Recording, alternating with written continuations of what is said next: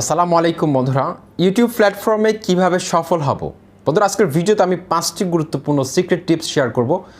পুরো ভিডিওটি না টেনে কন্টিনিউ করবেন, কারণ একটা টিপস যদি আপনি মিস করেন সেক্ষেত্রে হয়তো ওই একটা টিপসের জন্য কিন্তু আপনার চ্যানেলটি একটা সময় র্যাঙ্ক করবে, আপনার চ্যানেলের ভিডিওগুলো ভাইরাল হতে পারে।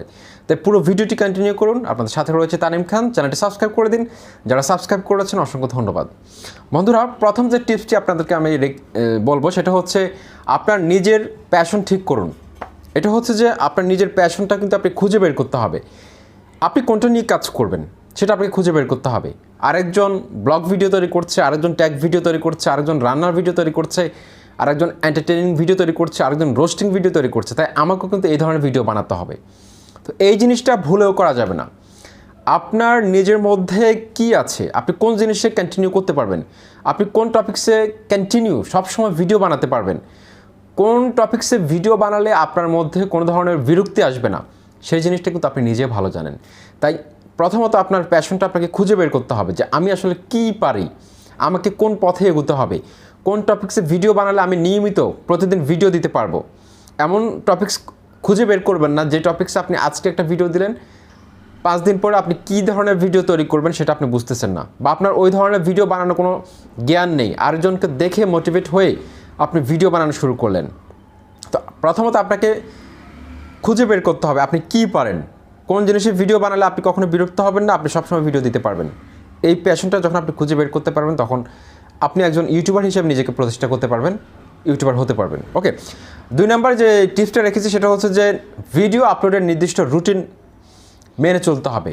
মধ্যে দেখুন, আপনার যখন প্যাশনটা ঠিক করা হয়ে যাবে তখন ভিডিও আপলোড করার একটা রুটিন আপনাকে তৈরি করতে হবে। কোন সময় ভিডিও আপলোড করবেন, এমনকি একদিন পর পর আপলোড করবেন, নাকি প্রতিদিন আপলোড করবেন, নাকি সপ্তাহে একটি, নাকি মাসে একটি, নাকি 2 মাসে একটি ভিডিও আপলোড করবেন, এই জিনিসটা আপনাকে ঠিক করতে হবে।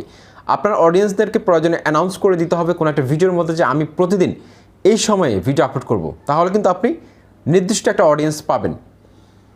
সবসময় আপনার অডিয়েন্সরা কিন্তু আপনার জন্য অপেক্ষা করবে আপনার ভিডিওটা কখন আসবে। তাই আপনাকে অবশ্যই রুটিন মেপে ভিডিও তৈরি করতে হবে। আর ইউটিউব প্ল্যাটফর্মে প্রত্যেকটি সফল চ্যানেলের পেছনে যে কারণটি সেটা হচ্ছে তারা কনসিস্টেন্সি বজায় রেখে ভিডিও আপলোড করেছে। কারণ কনসিস্টেন্সি বজায় রেখে যদি আপনি ভিডিও আপলোড করেন সেক্ষেত্রে কিন্তু আপনার চ্যানেলটা কিন্তু র্যাঙ্ক করবে না। ইউটিউব অ্যালগরিদমকে বোঝাতে হবে যে আপনি নিয়মিত এখানে কাজ করেন, আপনার কাজের ধারাবাহিকতাটা আপনাকে বোঝাতে হবে। সুতরাং এটা আপনাকে মাথায় রাখতে হবে। 3 নম্বর যে টিপসটা রেখেছি সেটা হচ্ছে ইন্টারাকশান বজায় রাখুন। ইন্টারাকশানটা হচ্ছে যে এই যে আপনার যে অডিয়েন্স আছে তাদের কাছাকাছি যেতে হবে আপনাদেরকে, অডিয়েন্সের কাছাকাছি। কারণ আপনার ভিডিও দেখবে অডিয়েন্স, আপনি ভিডিও বানাচ্ছেন অডিয়েন্সদের জন্য।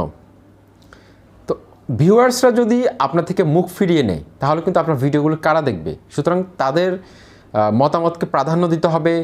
তারা কী চাচ্ছে, তাদের প্রয়োজনীয়তাটা সেটা আপনাকে বুঝতে হবে, সেই অনুযায়ী ভিডিও তৈরি করতে হবে। কম্পিটিটর আপনার যারা আছে, এই যে রিসার্চগুলো এগুলোর মাধ্যমে কিন্তু আপনি বুঝতে পারবেন যে আপনার অডিয়েন্সরা কী চাচ্ছে, ইন্টারাকশন সেভাবে বাড়াতে হবে।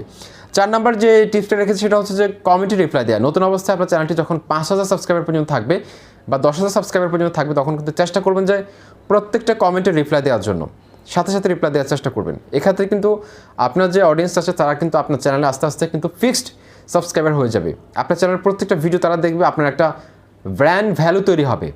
তো এই জিনিসটা করার চেষ্টা করবেন। কমেন্টে রিপ্লাই দিবেন, সলিউশনটা কিন্তু কমেন্টের মধ্যে দিবেন।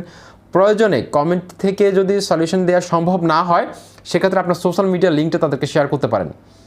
এভাবে কিন্তু আপনারা যত বেশি দর্শক বন্ধুদের কাছে যেতে পারবেন তত বেশি কিন্তু আপনার চ্যানেলটা কিন্তু র্যাঙ্ক করবে। আপনি একজন সফল ইউটিউবার হিসেবে নিজের একটা ব্র্যান্ড ভ্যালু তৈরি হবে, আপনার ফেস ভ্যালু তৈরি হবে, চ্যানেলে একটা ব্র্যান্ড ভ্যালু তৈরি হবে। তখন ভিডিও ছাড়লে কিন্তু আপনার ভিডিওতে ভিউ আসা শুরু হবে।